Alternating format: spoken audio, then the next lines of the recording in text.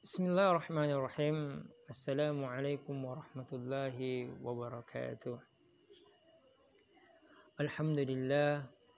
Alhamdulillahilladzi an'amana bi ni'matil iman wal islam.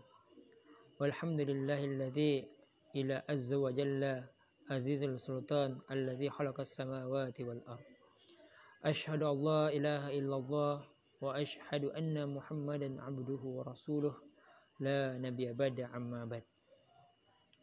Segala puji bagi Allah Subhanahu wa taala karena bentuk nikmatnya, baik berupa bentuk nikmat iman, nikmat kesehatan, nikmat kesempatan.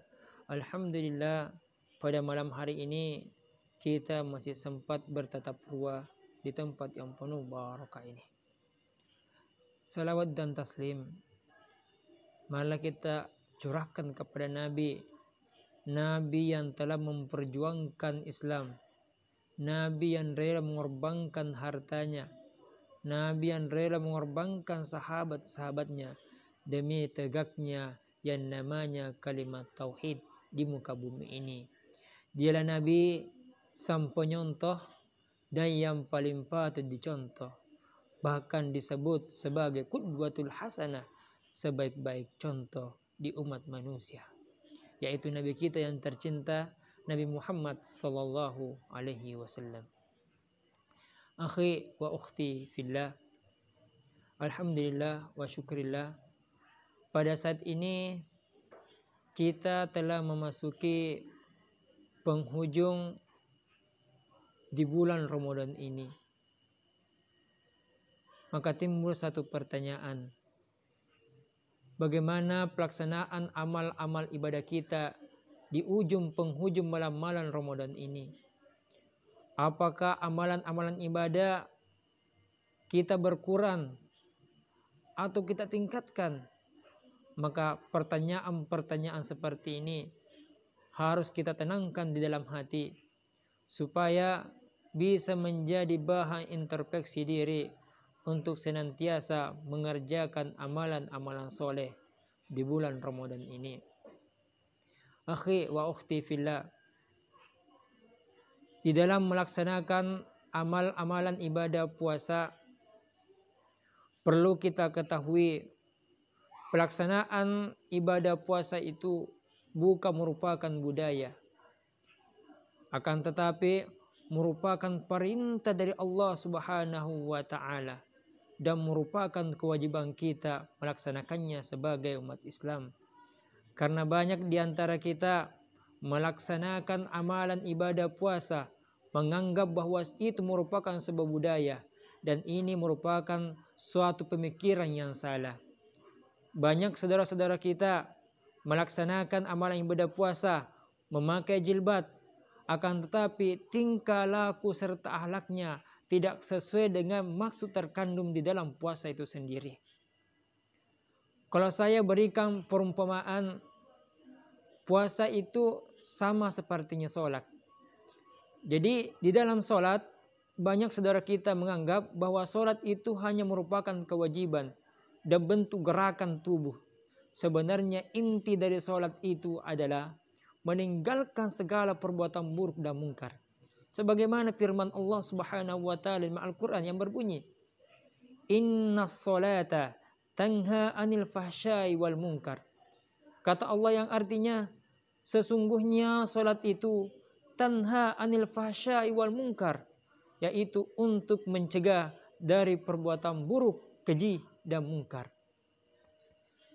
Dan kenyataannya sekarang banyak saudara kita mengerjakan amalan ibadah sholat.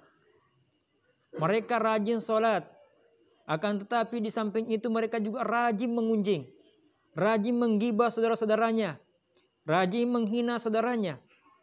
Maka timbul sebuah pertanyaan, bagaimanakah amalan ibadah sholat mereka? Apakah diterima di sisi Allah Subhanahu wa taala? Di samping hari-harinya mengerjakan amal ibadah sholat, akan tetapi di samping juga menghina dan menggibah saudaranya, dengki dan iri kepada tetangganya dan saudaranya. Maka sifat-sifat ini harus dihilangkan dalam diri kita ketika kita melaksanakan namanya ibadah sholat. Karena kenapa? inti dari amalan ibadah sholat bukan cuma hanya menggugurkan kewajiban, akan tetapi tanha anil fahsyai wal munkar, yaitu untuk mencegah kita melakukan pekerjaan buruk, keji dan mungkar. Itulah inti dari sholat itu sendiri.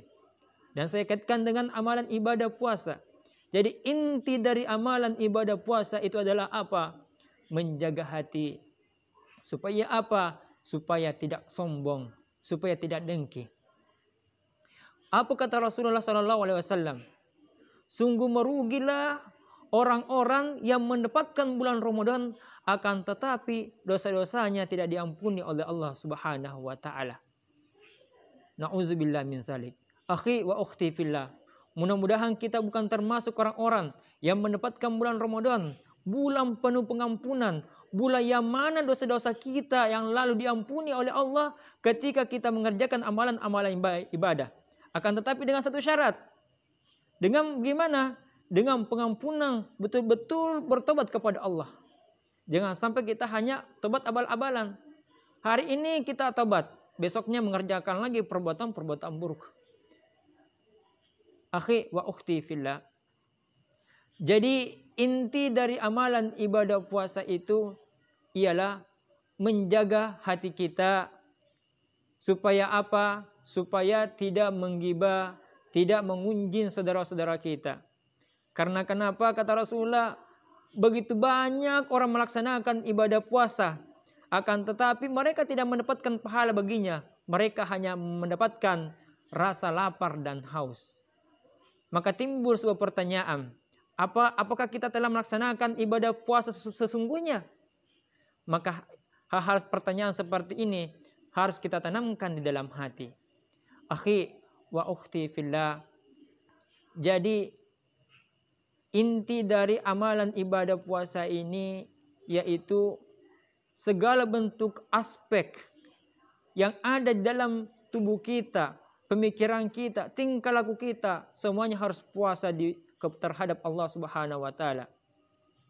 Jadi amalan ibadah puasa itu bukan cuma hanya menahan haus dan dahaga atau tidak makan, akan tetapi hati kita, pemikiran kita harus puasa juga kepada Allah Subhanahu wa taala.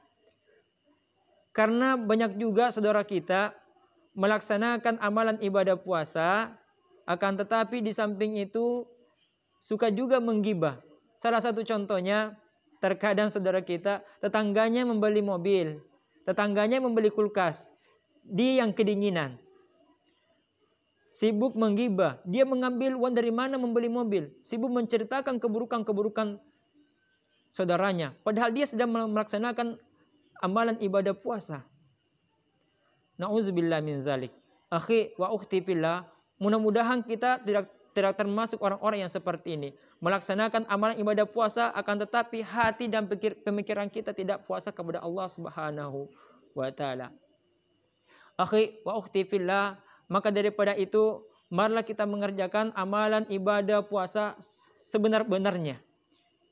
Jangan sampai kita termasuk orang-orang yang merugi mengerjakan amalan ibadah puasa selama 30 hari di bulan Ramadan, akan tetapi tidak mendapatkan apa-apa, tidak mendapatkan pahala, tidak mendapatkan pengampunan dari Allah Subhanahu wa taala. Nauzubillahi min zalik. Karena akhi wa ukhti fillah, jelas sekali dijelaskan dalam hadis, man shoma ramadanan imanan wa ihtisaban ghufir lahu ma taqaddama min dzambi. Barang siapa yang mengerjakan amalan ibadah puasa dengan penuh iman, dengan penuh pengharapan kepada Allah Subhanahu wa taala, maka diampuni dosa-dosanya yang lalu yang akan datang. Jadi ketika kita melaksanakan amalan ibadah puasa dengan sebenar-benar puasa, maka diampuni dosa-dosa kita yang lalu dan yang akan datang. Sungguh mulianya bulan Ramadan ini. Akhi wa ukhti fillah, inilah inti berpuasa di bulan Ramadan, segala bentuk aspek harus berpuasa kepada Allah Subhanahu wa taala. Mungkin cukup sekian penyampaian saya tentang inti amalan ibadah puasa. Syukron, apabila ada kekurangan saya mohon maaf yang sebesar-besarnya. Walillahi taufiq wal hidayah. Wassalamualaikum warahmatullahi wabarakatuh.